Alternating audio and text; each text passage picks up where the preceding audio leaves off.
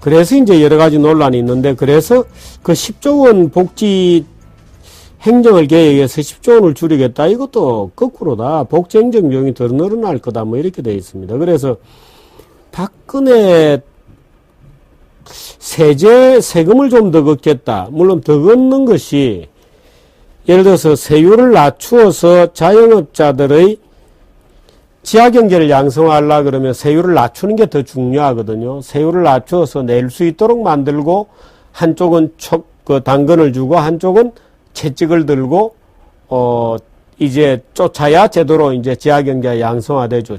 세율을 높이고 그것만으로 지하경제가 양성화되는 거 아닙니다.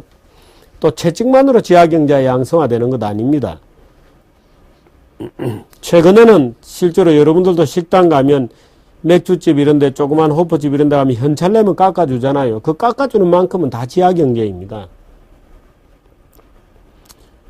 성형외과 갔다 현찰내면 깎아주는 폭이 요즘 많이 늘고 있습니다. 지하경제가 더 늘고 있는 중입니다. 세금을 안 내거든요. 그래서 세금을 더 걷는다 그러면 지하경제는 더 커지게 되어 있습니다. 그렇게 되면 세수는 줄어들게 되죠.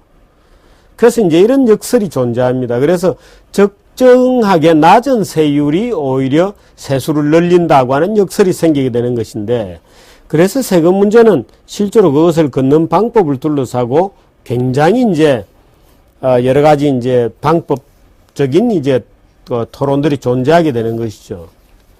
그래서 이제 우리가 지금 박근혜 복지에 대해서 얘기하고 있습니다만은, 박근혜 복지를 그대로 이행해야 되느냐 아니면 조금 수정해야 되느냐 하는 여러 가지 문제가 있는데요. 지금 벌써 부작용들이 일부 나타나고 있습니다. 벌써 부작용이 나타나는 게 행복기금이라는 걸 만들어서 얼마인가요? 14조인가 얼마인가 조성해서 소위 저소득층 금융부채를 탕감해 주자 이런 얘기가 나와 있잖아요.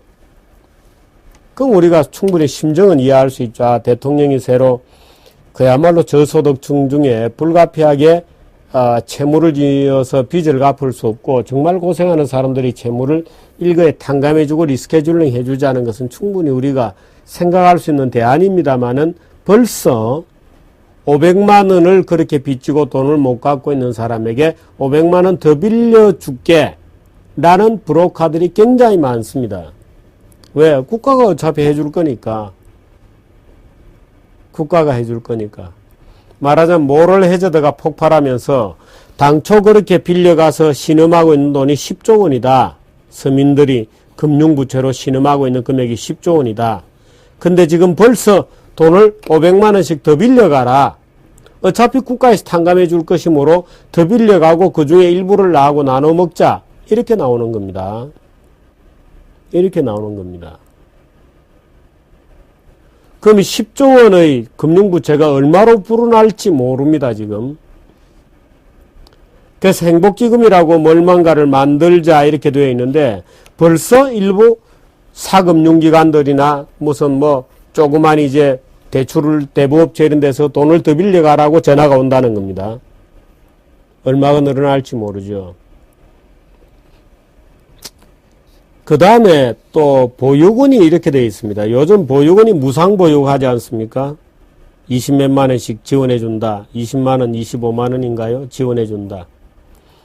지금 민간 보육원의 권리금이 프리미엄이 껑충 뛰어 올랐습니다. 보육원이 갑자기 장사가 잘 되기 시작했습니다. 또 보육비가 껑충 뛰어 올랐습니다. 얼마로? 정확하게 정부가 내는 금액만큼 더해서 올랐습니다. 예를 들어 전에는 25만 원 내고 다녔는데 정부가 25만 원을 지원해 주기로 했다. 무상보육으로.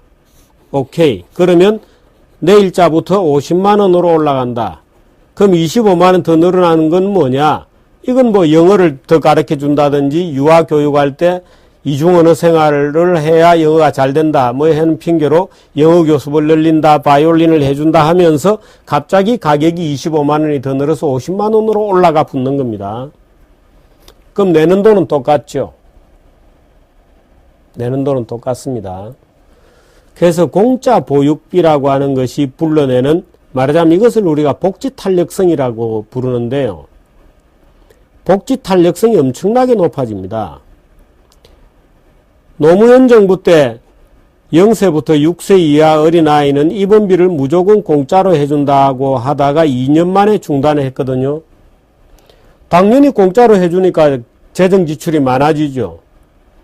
그 재정지출, 처음에 재정지출을 계산을 잘못했는지 당연히 재정지출이 늘어나는 걸 보고 깜짝 놀라서 MB정부 때 2년 만에 없애버렸어요. 노무현 정부 때. 그러니까 이제 조선일보가 2년 만에 어린애들이 엄청나게 입원을 대해서 없어졌다 이런 식으로 쓰니까 또 일부 이제 좌익단체들이 무슨 소리냐. 금액이 늘어났지 입원자가 늘어난 것은 아니다. 복지 수혜가 복지를 더 늘린 것은 아니다. 이렇게 이제 또 하고 했습니다만은 0세, 6세 아이들에게 입원료를 공짜로 한다는 것 때문에 입원이 11.7%가 증가한 것은 분명하죠. 입원 일수도 5.4% 증가했습니다. 결국 못 견디고 물러났죠. 말하자면 복지 정책이 복지 수요를 늘립니다. 제가 지난번에도 얘기했지만 이 복지라는 것이 박근혜 진영에서는 130조 원이라고 얘기했는데 외부 전문가들은 무슨 소리냐 270조 원이 든다. 박근혜 그 종목만 해도 무슨 소리냐 350조 원 정도 든다 이런 얘기도 있고요. 제가 볼 때는 이건 눈덩이처럼 불어날 겁니다. 왜?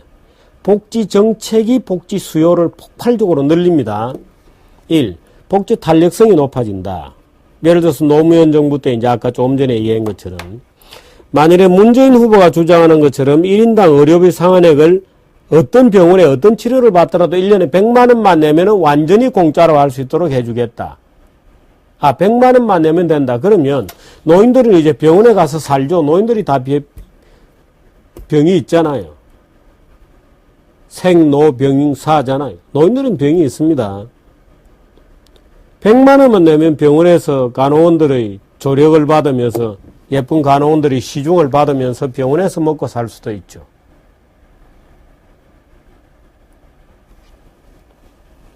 실업자는 전부 병원으로 가지 않겠어요?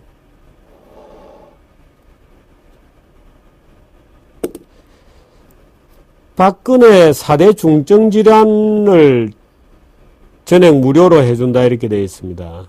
4대 중증질환, 뇌, 심장, 암, 또 기타 불치병 이렇게 되어 있는데 아마 건강검진 자체가 폭발적으로 늘어날 겁니다. 암 공짜다. 혈관, 뇌계통 다 공짜다. 심장질환 다 공짜다. 말은 좋은데 작년 우리나라에서 가장 유행한 병은 갑상선입니다. 갑상선암이 폭발적으로 유행했어요. 그럼 환자가 늘어났나? 아닙니다. 이제 의사들이 갑상선암을 무조건 잘라내는 겁니다. 이제 갑상선에 약간 문제가 있는 게 있다가 없어지고 없다가 생기고 하기도 하는데 무조건 이제 갑상선 종양이라고 수술부터 하는 겁니다. 왜? 정부 지원금이 나오니까. 그래서 복지정책 자체가 복지 수요를 늘립니다. 예를 들어서 등록금을 반값으로 다 했다. 이제는 20% 대학교 졸업하고 안 가던 사람들도 다 대학을 가게 되죠. 그렇게 되면 예를 들어서 국민의 50%가 대학을 갔다. 고교 졸업자가. 그 50% 머리수 두드려서 등록금을 반값으로 해주면은 연간 예를 들어서 10조 원이 필요하겠다 해놨는데 다 가는 거예요. 이제 100조 원이 20조 원이 필요해지는 겁니다. 말하자면 복지 정책의 존재 자체가 복지 수요를 늘리는 겁니다. 그 다음에 그게 1번이고요. 대상자들이 이제 국민들이 거짓말을 하기 시작합니다. 국민들이 가난해지기 시작합니다. 그럼 복지제도 때문에 가난해지냐? 물론 그렇죠. 복지가 많을수록 그 나라 경제는 약화되거든요. 왜? 복지라는 것은 기본적으로 생산성과 관계없는 이전 지출을 얘기하기 때문에 복지는 많아질수록 그 나라는 가난해지고 국민들은 나중에는 궁극적으로 더 가난해지죠. 복지 지출이 내수 경기를 부양시킬 거라는 일부 얘기가 있습니다만 그것은 복지가 늘어나는 초창기만 해당이 됩니다. 지속 불가능하죠. 예를 들어서 모든 국민을 공무원으로 만들어서 국가가 복지로서 먹여 살린다고 생각해보자. 그 국민들도 세금을 내잖아요. 공무원도. 그러면 첫 라운드에는 모든 국민을 공무원으로 만들면 예를 들어서 다 먹고 살 수 있죠. 그 세금은 누가 내나요? 그럼 그 공무원들이 세금을 내잖아요. 그러면 제2기 두 번째 텀에 가서는 그 공무원들이 내는 세금으로 그 공무원들이 자기 소득만한 봉급을 못 받잖아요. 급격하게 줄어들잖아요. 만일에 세율이 소득의 50%다 그러면 그 다음에는 50%만 받아 써야 되고 그 다음에 또 그것의 50% 25%만 받게 되고 급격하게 가난해지는 겁니다. 옛날에 노회찬 선생이 나보고 전 국민을 공무원으로 공무원도 세금 냅니다 이래서 제가 참 기가 차서 얘기를 못했습니다마는 그 제가 아니 그럼 전 국민을 공무원으로 만들어봐라 그러니까 얼굴이 시뻘개지더라고요. 자기가 어떤 잘못을 저질른 어떤 말도 아닌 얘기를 했다는 것은 노회찬은 그래도 알아듣는 정도의 지력이 있는 사람이거든요. 그 복지는 무조건 국민을 가난하게 합니다. 장기적으로. 복지 그 자체를만 놓고 보면. 근데 제가 복지가 국민을 가난하게 만든다는 것은 그런 뜻이 아니고 이제 가난한 척하는 겁니다. 왜 가난해 복지가 조금 더 많이 나오니까. 가난해. 예를 들어서 노인들 하위 70%에게 기초연금을 준다. 그걸 지금 100%를 주느냐 70%를 주느냐 하는 걸 가지고 인수위 안에서도 굉장히 많은데 왜 20만 원씩 지금 9만 7천 원인지 뭐 주는 거를 100% 늘려가지고 20만 원까지 주겠다 이런 거잖아요. 그러니까 모든 노인이 이 순간부터 나는 가난해지기 시작합니다. 20만 원이면 노인에겐 작은 돈이 아닙니다. 노인에겐 절대 작은 돈이 아닙니다. 물론 젊은 대학생들에게도 작은 돈이 아니겠지만 20만 원 준다. 그럼 하위 70%에게만 준다. 그럼 가난한 척 하는 거죠. 할아버지는 부자 자식이 있잖아요. 야, 그 자식이 내인데 용돈 안 줘. 내 정말 죽겠어. 용돈 안 주다 거짓말하는 겁니다. 그래야 20만 원이라도 받으면 그 집에 손자가 오면 사탕이라도 사주죠. 공짜인데. 공짜로 주는 건데. 모든 국민들이 거짓말을 하기 시작합니다. 세금이 높아도 그렇게 됩니다. 세율이 높아도 우리 집 장사 안 돼요 그럽니다. 물론 장사는 언제나 돈벌이 된다고 얘기한 적이 없지만 세 번째, 국민들이 서로를 더 비교하기 시작합니다. 왜 저놈은 나보다 사실은 더 부자인데 저놈은 복지를 수혜를 받고 나는 없냐 하고 국민들이 서로의 사생활에 대해서 더 관심을 가지고 서로를 공격하고 서로를 비교하고 아주 나빠지게 되죠. 저놈은 나보다 더 부자인데 왜 내보다 복지를 더 받냐 하고 서로가 국민 모두가 서로를 감시하는 겁니다. 따뜻한 사회가 복지가 많아져서 따뜻한 사회가 되었냐고요? 아닙니다. 복지가 많아지면 아주 형편없는 질투 사회가 되고 시기, 감시의 사회가 됩니다. 스스로도 기만하게 되고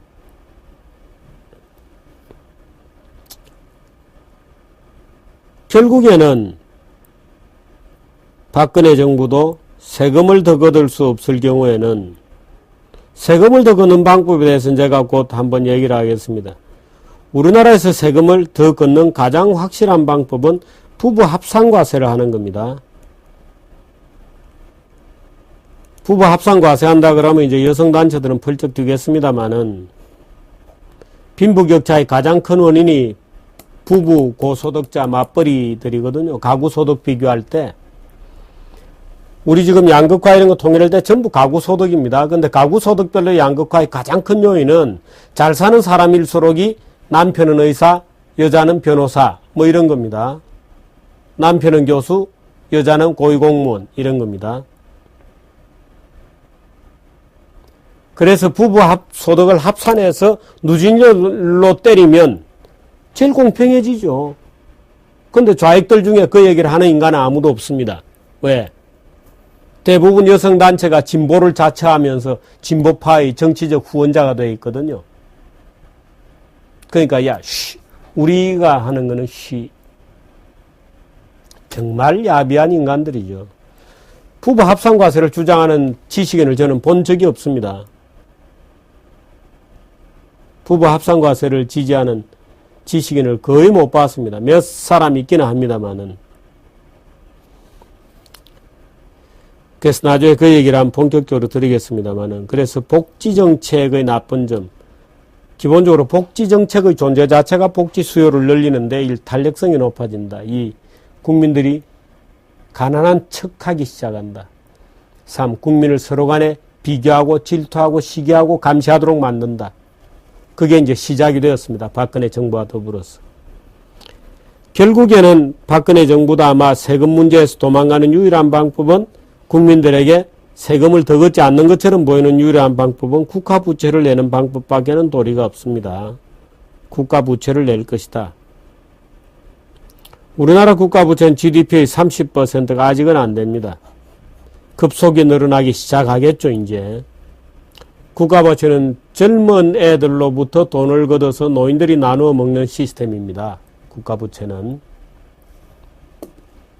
그래서 보편적 복지를 하면 미래가 죽고 선택적 복지를 하자 그러니 정권을 빼앗기겠고 이렇게 되어 있습니다. 보편적 복지를 하자니 젊은 애들을 죽이고 선택적 복지를 하자니 권력이 죽어버리고 이렇습니다. 어떻게 할까요? 공약을 수정하면 권력이 망하고 공약을 수정 안 하면 나라가 망하고 이리 가도 망하고 저리 가도 망하는 겁니다. 어떻게 했으면 좋을까요? 젊은이들이 선택을 이전에 해야 됩니다. 2030들이 아직까지 선거 결과를 못 받아들이는 사람들도 있어서 뭐 수금표를 하자 뭐 하고 난장판을 정신질환적 양상까지 보이면서 난장판을 벌리고 있습니다마는 보편적 복지를 하자, 자본주의 깨부수고 나눠 먹자라고 얘기하는데 나눠 먹은 결과가 나눠 먹어지지 않게 돼 있거든요. 나라가 망하게 돼 있거든요. 보편적 복지를 하면. 다 나눠 먹자는 게 보편적 복지인데 보편적 복지야말로 지금 젊은이들이 미래를 갉아먹는 겁니다. 지금 젊은이들 2030의 미래를 갉아먹어서 그것으로 지금 먹고 사는 겁니다. 미래는 저당 잡히는 거죠. 그야말로 부채와 저당 잡힌 청춘이 되는 2030이 그래서 이번 선거 결과 물론 이번 선거 결과는 뭐 박근혜 당선자는 그래도 작은 거고요. 문재인 당선자가 되어서 복지는 한 2배 정도 더 크고 2배 정도나 이제 미래를 저당 잡히게 되는 것이고 젊은 사람들의 미래는 완전히 이제 저당 잡혀서 나중에 찾아 먹을 게 없습니다. 평생을 빚을 갚아야 될 건데 어떻든 그런 분위기를 만들어낸 건 또 2030이에요. 왜? 뭐 어린애들 다 먹이자 이런 보편적 복지라는 말도 안 되는 얘기를 가지고 박원순도 당선되고 지자체도 당선되고 재미를 봤잖아요. 그걸 만들어낸 게 2030들의 무식한 감성주의거든요. 어린애를 밥 먹을 때 차별할 수 없다는 이런 따위의 정말 웃기는 감성주의가 2030에 돈도 벌어보지도 않았고 돈이 뭔지도 모르고 그것이 어떤 결과를 가져올지에 대해서 합리적 인식을 못하는 말하자면 무지몽매한 세대가 보편적 복지에 대한 수요에 불을 당긴 겁니다. 결국 자기 손으로 자기 눈을 찌른 겁니다. 자기 손으로 자기 눈을 찌르는 거다. 걱정입니다. 오늘 이 공약에 대해서 얘기하는데 참 공약을 수정하면 정치가 권력이 망하게 생겨먹었고 공약을 그대로 끌고 가면 나라가 망하게 생겨먹었습니다. 참 웃을 수도 없고 울 수도 없고 130조 아닌 270조가 넘는 복지공약의 재원을 어떻게 만들 거냐. 매년 50조, 60조 원의 돈이라는 것을 어디서 만들 거냐. 세금을 어디서 더 걷을 거냐. 부가세를 더 걷을까요? 자영업자들에게 지하경제 양성화를 해서 중소기업하고 자영업자들에게 더 걷어야죠. 그래도 법치주의로 가는 유일한 방법은 중소기업가와 자영업자들에게 더 걷는 지하경제 양성화가 옳은 방법이죠. 그 다음이 제일 조세 균형을 잡을 수 있는 것이, 그러고 논리에 맞는 것이 부부 합산과세입니다. 가능할까요? 우리나라에서. 그 다음에 남는 유일한 방법은 국가 부채를 해결하는, 국가 부채를 내서 국가에서 채권을 발행해서 정권시장에서 팔아서 자금을 조달하는 방법인데, 그것은 이제 그 채권을 살 수 있는 정도면 부자죠. 그 부자들이 나중에 젊은 애들에게 청구를 하게 되겠죠. 세금 내서 채권을 갚아라고. 그 젊은 친구들이 저당 잡혀서 보편적 복지를 하게 된 이 참담한 복지국가의 출발입니다. 복지정권의 출발입니다. 여기까지 하겠습니다.